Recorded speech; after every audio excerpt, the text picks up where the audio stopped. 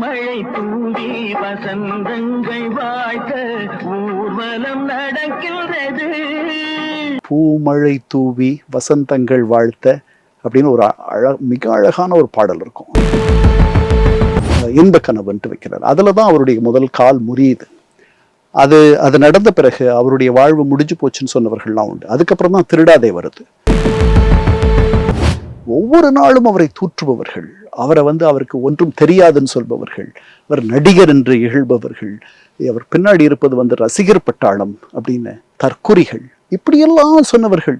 இதையெல்லாம் மீறி அவர் தொட்ட எல்லாமே வெற்றி, ஒவ்வொரு இடைத்தேர்தலும் வெற்றி.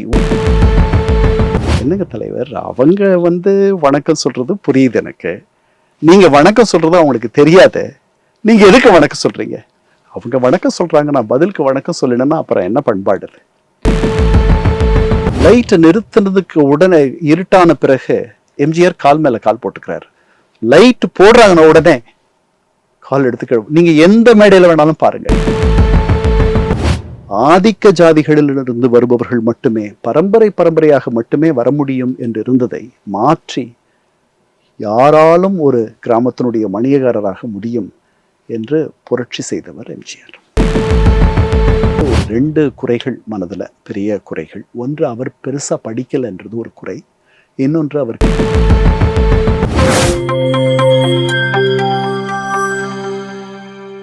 நியூஸ்பிக்ஸ் இந்தியா நேயர்களுக்கு வணக்கம்.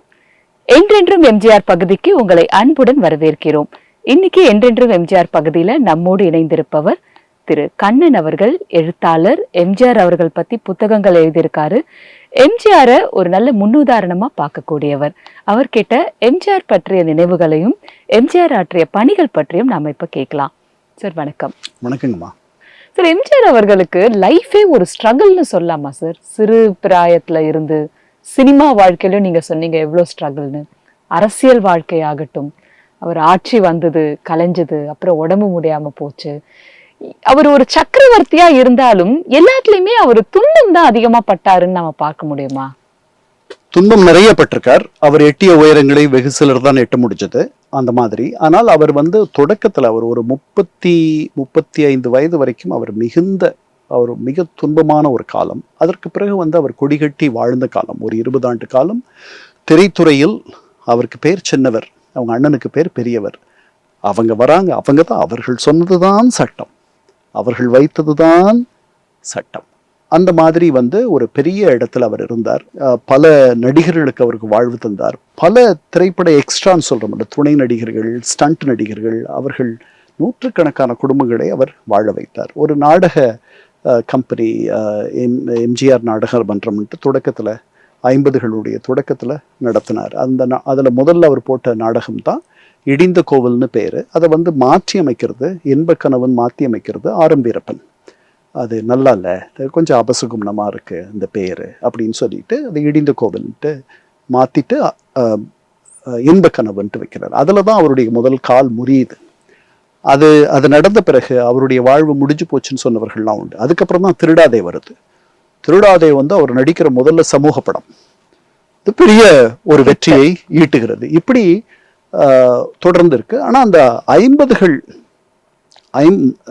மலைக்கல்லனுக்கு பிறகு உங்களுக்கு கிட்டத்தட்ட 72 வரைக்கும் அந்த துப்பாக்கி சூடு நிகழ்ச்சியை தவிர, 67ல் அதை தவிர மற்றபடி அவர் வாழ்ந்தார்.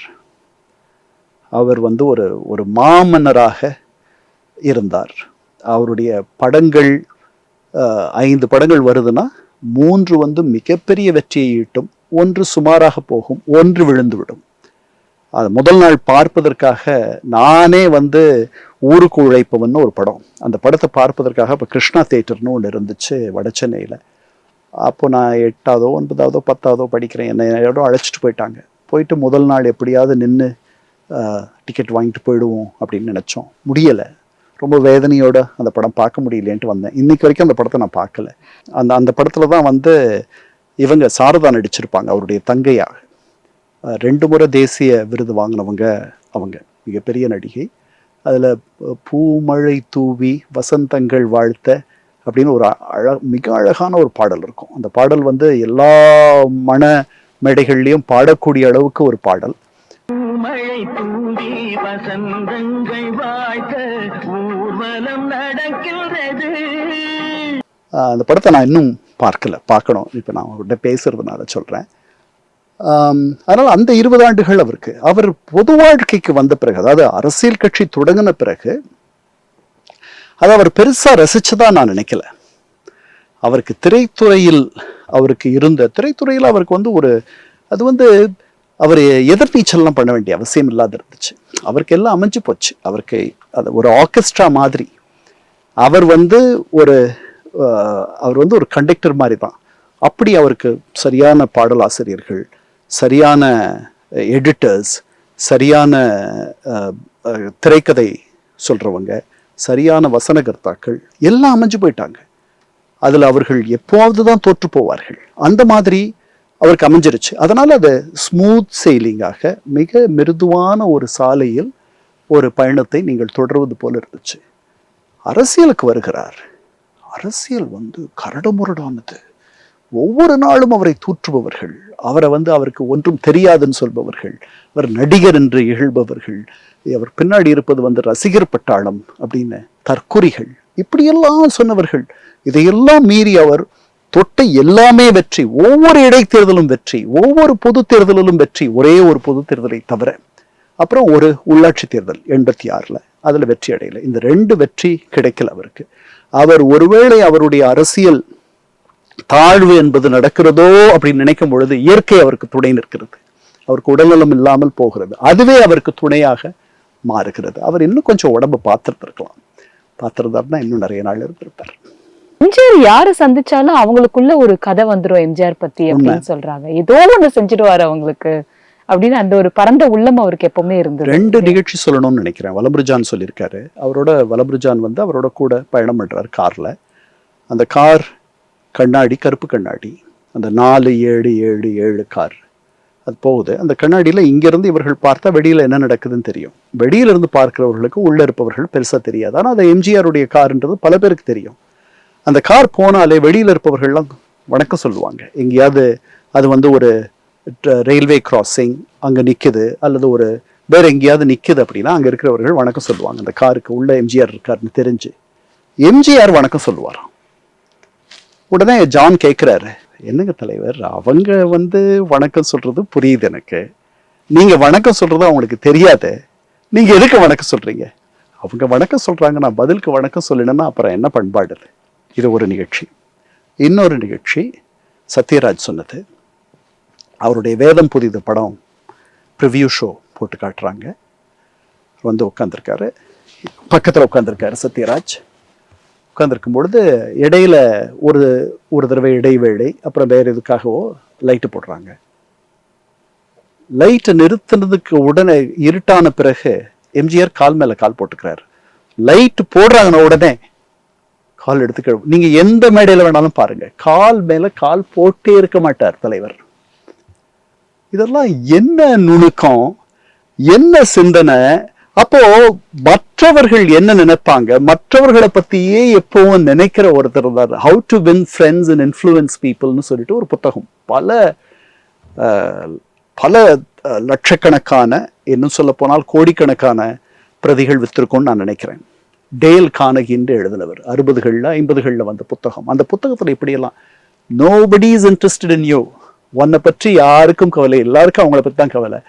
The sweetest word for anybody is their name. இப்படியெல்லாம் அவர் சொல்லுவார். அந்த மாதிரி நீங்க போறீங்கன்னா நீங்க யாரு, உங்க குடும்பம் என்ன, உங்களோட எத்தனை பேர் இருக்காங்க, எல்லாம் படிக்கிறாங்களா, உங்க குழந்தைகளை கல்யாணம் பண்ணி கொடுத்துட்டீங்களா, உங்களுக்கு நான் என்ன பண்ணணும்னா, அவரை எப்படி பிடிக்காத போகும் உங்களுக்கு? இதை எல்லார்கிட்டே கேட்பாருல்ல சார், எந்த வித்தியாசமும் இல்லாம. சாப்பிட்டீங்களா, நான் என்ன உங்களுக்கு பண்ணணும். அப்புறம் தொடக்கத்துல அவர் சிஎம் ஆன பிறகு என் கிளாஸ்மேட் ஒருத்தன் அவர் கை கொடுத்தான், உடம்ப எக்ஸசைஸ் பண்ணுங்க அப்படின்ட்டார். சார், அவர் ஒரு அரசியல்வாதியா அவர் செய்த மிக சிறந்த விஷயங்கள்னு ஏதாவது ஒண்ணு ரெண்டு சொல்ல முடியுமா? நிறைய சொல்லலாம், ஏன் ஒண்ணு ரெண்டு, நிறைய சொல்லலாம். நேரமின்மைக்காக சொல்றேன். சரி, ஒரு 2-3 மட்டும் சொல்றேன். Yes. ஒன்று வந்து அவர் கொண்டு வந்த +2 ப்ரீ யூனிவர்சிட்டியை முடிச்சுட்டு, அதுக்கு முன்னாடி ப்ரீ யூனிவர்சிட்டின்னு இருந்துச்சு. அதாவது 11 ஆண்டுகள் நீங்க பள்ளியில படிப்பீங்க, 12வது ஆண்டு வந்து நீங்க கல்லூரிக்கு போயிடுவீங்க. புதுமுக வகுப்புன்னு பேர். அதுக்கப்புறம் பட்டம் 3 ஆண்டுகள் படிக்கணும். பல வீடுகளில் பெண்களை கிராமப்புறங்களில் 11ஓட நிறுத்திடுவாங்க. இந்த புதுமுக வகுப்புக்கே அனுப்ப மாட்டாங்க. ஏன்னா கல்லூரி 15 கிலோமீட்டர் தள்ளி இருக்கும், 30 கிலோமீட்டர் தள்ளி இருக்கும், அனுப்ப மாட்டாங்க. அதை மாற்றி அமைச்சார். 11 ஆண்டுகள் படித்த பெண்கள் 12 ஆண்டுகள் படிப்பதற்கு ஒரு வாய்ப்பு ஏற்பட்டது. முதல்ல பொதுத்துறையில் மட்டுமே இருந்த கல்வியை பொதுத்துறை தனியார் துறை இரண்டும் கலந்த ஒரு கலவையாக மாற்றி ஒரு மிகப்பெரிய இன்றைய தமிழகத்திற்கு அடித்தளமிட்டவர் எம்ஜிஆர். இந்த இன்றைய தமிழகத்தை கட்டமைத்தவர் எம்ஜிஆர். முதல் கட்டமைத்தவர் பெருந்தலைவர் காமராஜர், அடுத்து எம்ஜிஆர். அப்போ வந்து அவர் ஆட்சிக்கு வந்த பொழுது 15 பொறியியல் கல்லூரிகள் தான் இருந்துச்சு. ஒரு பொறியியல் கல்லூரி தொடங்குறதுக்கு 15 கோடி ரூபாய் ஆகும். அந்த வசதி இல்லை அரசுகிட்ட. அதனால அந்த மாதிரி தனியார் துறையில பொறியியல் கல்லூரிகள் இருக்கு மகாராஷ்டிராலன்னு தெரிஞ்சுக்கிறார், கர்நாடகாவில் சிலது இருக்குன்னு தெரிஞ்சுக்கிறார். அதை இங்க கொண்டு வரார். அப்போ அவங்க கிட்ட சொல்றார், நீங்க உங்க சொந்த செலவில் நீங்க பண்ணிக்கோங்க, உங்களுக்கு நிலமெல்லாம் வந்து நான் உங்களுக்கு எவ்வளோ மலிவாக தர முடியுமோ சலுகை விலையில தர சொல்றேன், நீங்க அந்த 15 கோடியை போட்டு நீங்க கட்டிக்கணும், லேப் பண்ணணும், எல்லாம் பண்ணணும். 50% இடங்களை நீங்க அரசுக்கு ஒதுக்கிடணும். இது என்ன சாமர்த்தியமான இன்னைக்கு 500க்கு மேல பொறியியல் கல்லூரிகள் இங்க இருக்கு, 32 மருத்துவ கல்லூரிகள் இருக்கு, பல பல் மருத்துவ கல்லூரிகள் இருக்கு. இதுல ஒரு 20% ரொம்ப தரமான கல்லூரிகள், பலர் வெளிநாடுகள்ல வெளி மாநிலங்களிலிருந்து இங்க வந்து படிக்கிறதுக்கு இருக்கு. இது ஒரு முக்கியமான மிகப்பெரிய பங்களிப்பு. அவருடைய சத்துணவு திட்டம் அதெல்லாம் நிறைய பேர் பேசியிருப்பாங்க. அது ஒரு அதனுடைய உச்சத்தில் 94 லட்சம் பேர் சாப்பிட்டாங்க. அதுல கிட்டத்தட்ட ஒரு 15 லட்சம் பேர் மாணவர் அல்லாதார், முதியோர்கள், கைவிடப்பட்டவர்கள், அவர்கள் மாதிரி ஆட்கள்லாம் சாப்பிட்டாங்க. அது வந்து ஒரு ஃபீடிங் ப்ரோக்ராம், 7 நாள் ஒருவேளை உணவு தருவது அப்படின்ட்டு. 3வது, இது ரொம்ப முக்கியமான சமுதாய மாற்றத்திற்கு வித்திட்டது. 22,000 கிராம நிர்வாக மணியக்காரர்களை அவர் ஒரே நாளில் அவர்களை தேர்ந்தெடுக்கும் முறையை மாற்றி அமைத்தது. தமிழ்நாடு தேர்வாணை குழு மூலமாக அந்த பதவிகளை விளம்பரப்படுத்தி அதற்கு தேர்வாணை குழு மூலமாக தேர்வு, நேர்முக நேர்காணல் இதெல்லாம் வச்சு அவங்கள கொண்டு வந்தார். ஆதிக்க ஜாதிகளிலிருந்து வருபவர்கள் மட்டுமே பரம்பரையாக மட்டுமே வர முடியும் என்று இருந்ததை மாற்றி யாராலும் ஒரு கிராமத்தினுடைய மணியக்காரராக முடியும் என்று புரட்சி செய்தவர் எம்ஜிஆர். ரொம்ப அருமையா சொன்னீங்க சார். அவருடைய இறப்பு வந்து மக்கள் மத்தியில ஒரு ஆறாத துன்பமா அந்த காலத்துல இருந்து இருந்துட்டு இருந்தது இல்லைங்களா? அந்த சமயத்துல உங்களோட அப்சர்வேஷன்ஸ் என்ன இருந்தது சார்? நான் அப்போ இங்க இல்லை, நான் அமெரிக்கால படிச்சுட்டு இருக்கேன். அவர் தவறிட்டார்ன்றது எனக்கு அங்கேயே வந்து அங்கே வருது அந்த செய்தி. ரொம்ப வருத்தப்பட்டேன். நான் அவருடைய மிகப்பெரிய ரசிகன். அவருடைய 1000ல் ஒருவனாகட்டும், அவருடைய படங்களெல்லாம் அவருடைய பாடல்களெல்லாம் கேட்டு அப்படியே பரவசப்பட்டவன். இன்னைக்கு கூட அவருடைய சில பாடல்கள் என்னை வந்து அப்படியே திக்குமுக்காட வச்சிருது. அதனால் அது ஒரு பெரிய வேதனையாக இருந்தது. அவருக்கு பின்னாடி யார் அப்படின்ற ஒரு கேள்வி எனக்கு அப்போவே இருந்துச்சு. அதுக்கப்புறம் நான் அந்த படிப்பை முடிச்சுட்டு இங்கே வந்த பிறகு பொது வாழ்க்கைக்கு வரணுன்ற எண்ணத்தில் இங்கே வந்துட்டேன். மேலே தொடர்ந்து படிக்காத, அமெரிக்காவில் இருக்கணும்னு நினைக்காத வந்துட்டு அப்புறம் ஒரு ஆண்டுக்கு பிறகு நான் எடுத்த சில முடிவுகள்லாம் எனக்கு ஒரு வெற்றியை தரவில்லை. அதுக்கப்புறம் திருப்பி நான் போய் மேலே படிக்க போயிட்டேன். ஆனால் அவரோடு இணைந்து பயணம் செய்யவில்லை என்பதும், அந்த மாதிரி ஒரு வாய்ப்பை நான் தேடி போகவில்லை என்பதையும் என்னுடைய துரதிருஷ்டம்ன்ட்டு நான் நினைக்காத நாள் இல்லை. ஓகே, அதுக்கு ஈடு செய்கிற மாதிரி தான் அவரை பற்றின ஒரு புத்தகம் எழுதக்கூடிய ஆமாம் நிலை வந்து இயற்கை உங்களுக்கு அளித்ததுன்னு நம்ம சொல்லலாம். அவரோட வந்து மானசீகமான ஒரு உறவை வைத்திருப்பதாக நான் எண்ணுகிறேன். அவரை என்ன மாதிரியான இளைஞர்களை அவர் கொண்டாடி இருப்பார். அவருக்கு வந்து ஒரு 2 குறைகள் மனதில், பெரிய குறைகள். ஒன்று, அவர் பெருசாக படிக்கலைன்றது ஒரு குறை. இன்னொன்று, அவருக்கு வாரிசுகள் இல்லை என்பது ஒரு குறை. அதை வந்து இந்த மாதிரி அவர் ஆங்கிலத்தில் வைக்கேரியஸ்ன்னு சொல்லுவாங்க, வேற ஒருத்தர் மூலமாக தீர்த்துக்கிறது. அந்த மாதிரி அவரை சுற்றி படித்தவர்களாக வைத்திருந்தார், இளைஞர்களாக வைத்திருந்தார். அவர்கள் வளர்வதை கண்டு ஆனந்தப்பட்டார். யாரை கண்டும் அவர்கள் வளர்கிறார்களே என்ற ஒரு பொறாமை உணர்வோ ஒரு அச்சமோ அவருக்கு இல்லை. ஏனால் அவர்களெல்லாம் எவ்வளவு வளர்ந்தாலும் இவருக்கு கிடைத்த இடத்தை அவர்களால் நெருங்கி இருக்க முடியாது. அந்த ஒரு இடத்துல அவர். அருமையா பல விஷயங்கள் சொன்னீங்க சார். இன்றைய கால இளைஞர்களுக்கு வந்து இப்படி ஒருவர் இருந்தார் அப்படின்ற தகவல் போறதே வந்து இது பெரிய விஷயம். ஹைலி இன்ஸ்பைரிங்கா இருந்திருக்கும் நம்புறேன். தொடர்ந்து பேசுவோம் சார். நன்றி.